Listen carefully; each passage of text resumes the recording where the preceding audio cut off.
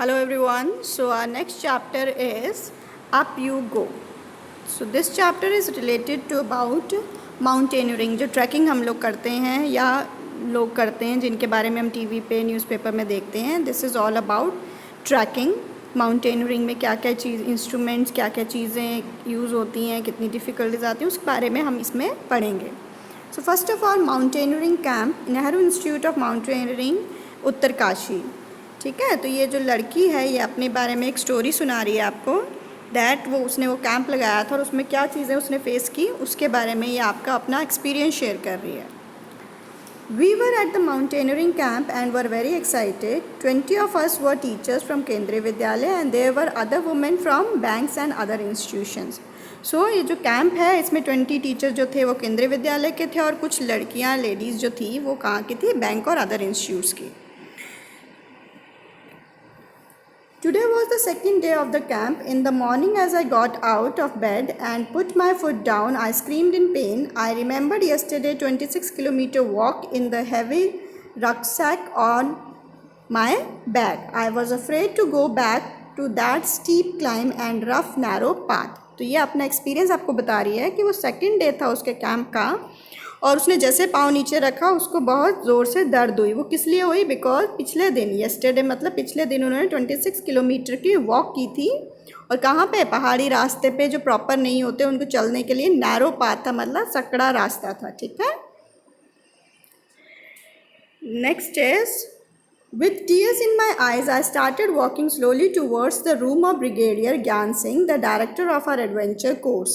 I was thinking of what I would say to excuse myself from the day's trek. Suddenly I heard a deep voice from behind. So ये सब सोचते हुए उसके आंखों में आंसू आ गए और वो सोचने लगी कि मैं अपने डायरेक्टर से बात करूँगी कि आज के ट्रैक से, आज की जो उनकी एक्टिविटी है उससे उसको छुट्टी मिल जाए, एक्सक्यूज़ मिल जाए. तभी उसको एक अपनी आवाज़ सुनाई दी पीछे से कि उसके किसकी थी, वो उसके डायरेक्टर की ही थी. उन्होंने क्या बोला? Madam, what are you doing here at the breakfast time? Hurry up otherwise you will have to trek on an empty stomach. तो उसके डायरेक्टर ने क्या बोला? दैट मैम आप यहाँ पे क्या कर रहे हो? अभी तक आपको ब्रेकफास्ट कर लेना चाहिए था, अदरवाइज आपको भूखे पेट जो है ट्रैकिंग करनी पड़ेगी आज की. सर आई कुड नॉट से any more. You have came to tell me that you have blisters on your feet, that you cannot walk, isn't it? Yes, sir. That is nothing new. Now get ready quickly. So इससे पहले कि वो कुछ बोलती है उसके sir ने खुद ही बोल दिया दैट आप मेरे पास आए हो ये कहने कि आपके पाँव में ब्लिस्टर्स का मतलब होता है छाले पड़ना. जब पैदल चलते हैं तो पाँव में सोजिश और छाले जो पड़ जाते हैं उसको बताने के लिए वो जा रही थी. तो उसकी टीचर ने उसको पहले ही बोल दिया कि भाई आप इसके लिए आए हो और ये कहने आए हो कि आप नहीं चल सकते. सो ये कोई नई बात नहीं, ये सभी के साथ होता है. इसको एक्सक्यूज़ मत बनाओ और जल्दी से तैयार हो जाओ. I hung my head and rushed back to get ready. I had just turned when I heard his voice again. Listen, madam, you will lead the group number 7. You will have to help any member who has difficulty climbing the mountain. You have already been told about the responsibilities of a leader in the mountains. So इससे पहले कि वो मुड़ करके जाती उसी time उसको एक और आवाज़ आई जो कि उनके टीचर की थी, उन ब्रिगेडियर सर की थी.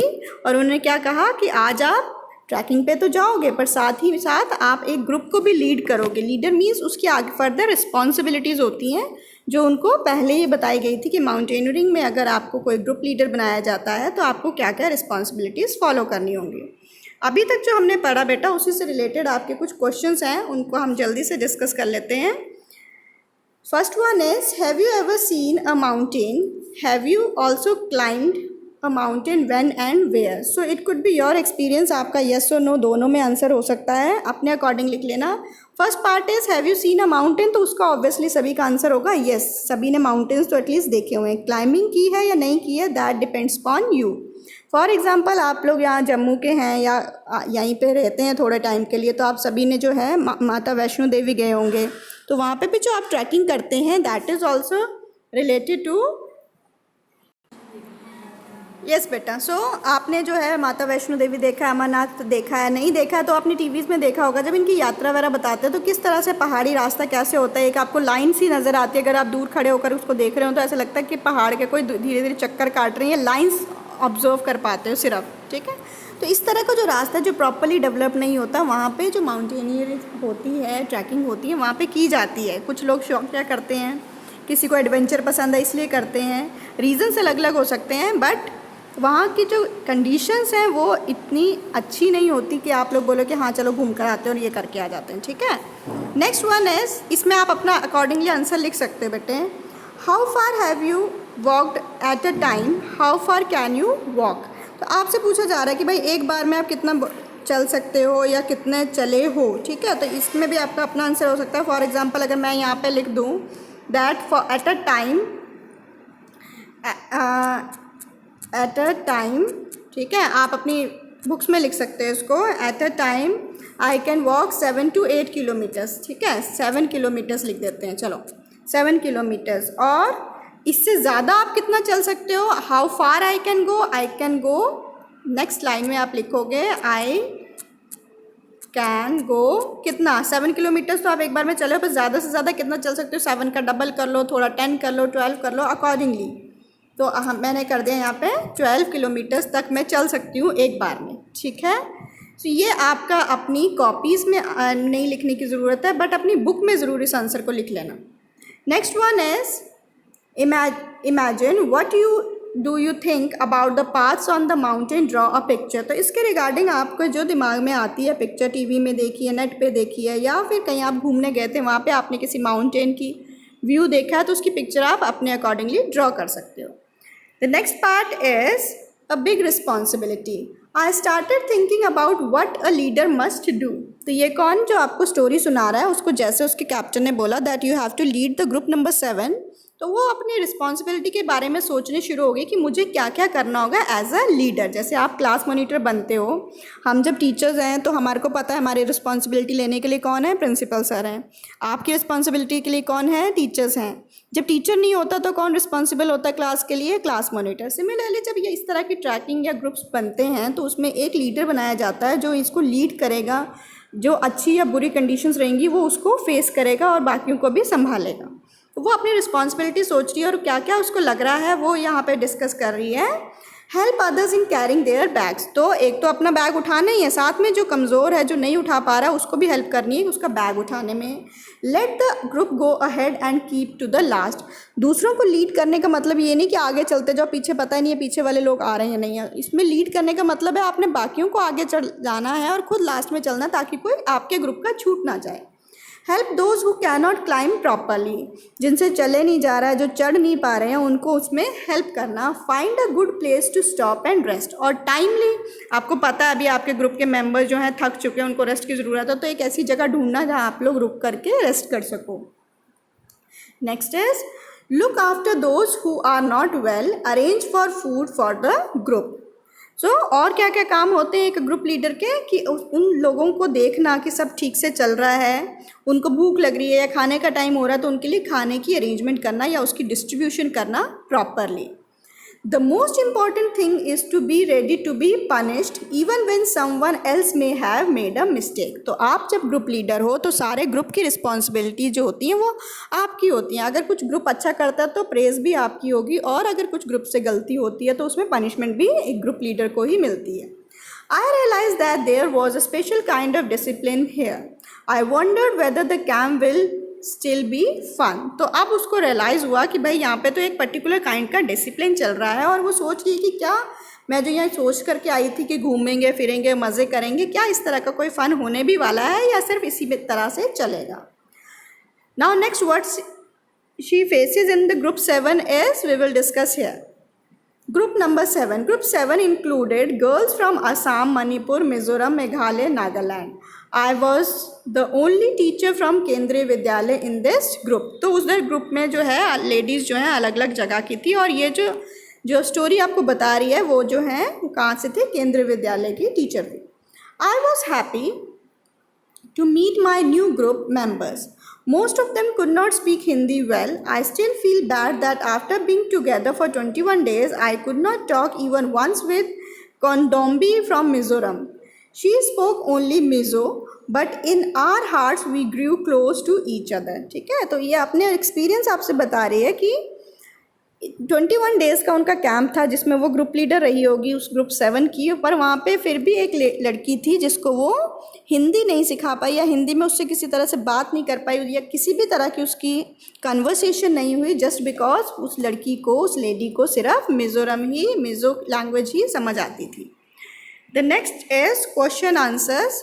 What do you think about the responsibilities of a leader? तो आपको अगर यहाँ पे जो रिस्पॉन्सिबिलिटीज़ बोली जा रही हैं, इट इज़ नॉट अबाउट कि ट्रैकिंग के लिए क्या लीडर की रिस्पॉन्सिबिलिटी। लीडर तो लीडर है, वो क्लास का है, स्कूल का है या किसी ऑर्गेनाइजेशन का है, उसकी रिस्पॉन्सिबिलिटीज़ हर जगह सेम ही रहती हैं, ठीक है। तो आपसे पूछा जा रहा है कि व्हाट डू यू थिंक किसी की ग्रुप रिस्पॉन्सिबिलिटीज़ क्या होती हैं। तो एक लीडर की जो रिस्पॉन्सिबिलिटीज़ होती हैं वो चैलेंजिंग होती हैं। चैलेंजिंग क्यों? क्योंकि उसको अपने साथ साथ उन सबको अपने साथ लेके चलना है और सभी को एक साथ सेटिस्फाई भी करना है, सेटिस्फैक्शन भी होनी चाहिए सबकी, ठीक है। That is the responsibility of a group leader are challenging and of giving self satisfaction. ये दोनों ही तरीके से फुलफिल होनी चाहिए। तो आप यहाँ पे जो लिख सकते हो that is one line, that responsibilities कैसी हैं? चैलेंजिंग है, आपने अपनी कॉपीज़ में लिखना है, ठीक है। चैलेंजिंग है और सेल्फ सेटिस्फैक्शन भी होना ज़रूरी है। अगर आप ही किसी चीज़ से सेटिस्फाई नहीं हैं तो आप किसी और को कैसे सेटिस्फाई करोगे, ठीक है। सेल्फ सेटिस्फैक्शन ज़रूरी है। नेक्स्ट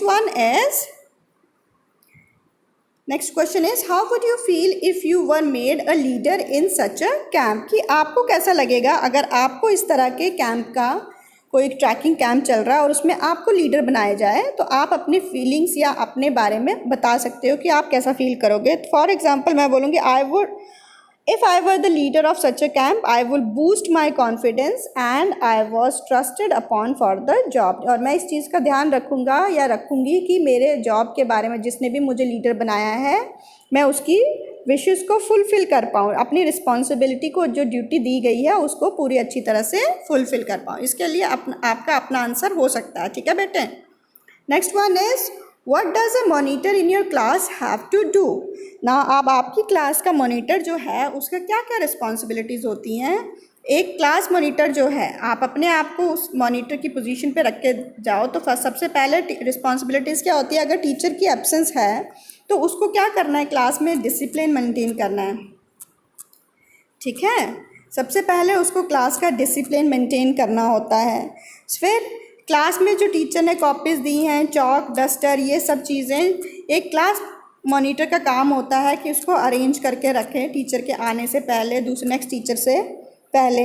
कोई भी प्रॉब्लम जो है स्टूडेंट्स की, वो हर एक बच्चा तो टीचर के पास नहीं जा सकता या आगे नहीं जा सकता, तो वो जो प्रॉब्लम है वो अपने फ्रेंड के साथ, आपका क्लासमेट है क्लास मॉनिटर, उसके साथ शेयर करोगे। उस प्रॉब्लम को आगे ले जाने वाला कौन होता है, उसको कन्वे जो करता है वो कौन करता है, आपका क्लास मॉनिटर करता है, ठीक है। तो ये कुछ रिस्पॉन्सिबिलिटीज़ होती हैं जो आपके क्लास मॉनिटर की होती है। इसके अलावा जो आपकी नोटबुक करेक्शन है होकर के आ रही है, टीचर के पास लेके जाना है या लेकर आनी, ये सारे काम आपके क्लास मॉनिटर के होते हैं। The next one is would you like to be the class monitor? Why? क्या आप क्लास मॉनिटर बनना चाहोगे? इफ यस और नो, जो भी, अगर नो होगा तो वाई का क्वेश्चन ही ख़त्म हो जाता है। अगर यस बोलोगे तो क्यों? आप पहली बात, हर कोई बच्चा जो है वो क्लास मॉनिटर बनना चाहता है, ठीक है। हर एक बच्चा जो है क्लास मॉनिटर बनना चाहता है, तो हम बोलते हैं yes I want to be the class monitor. And why लिखेंगे तो वाई बिकॉज उस एक्सपीरियंस को गेन करने के लिए, टू गेन द एक्सपीरियंस, ठीक है। जब भी आपको कोई रिस्पॉन्सिबिलिटी मिलती है तो आप उसमें कुछ ना कुछ सीखते हो। एज ए क्लास मॉनिटर आपको बहुत सी चीज़ें सीखने को मिलती हैं। तो to gain the experience how to lead the class.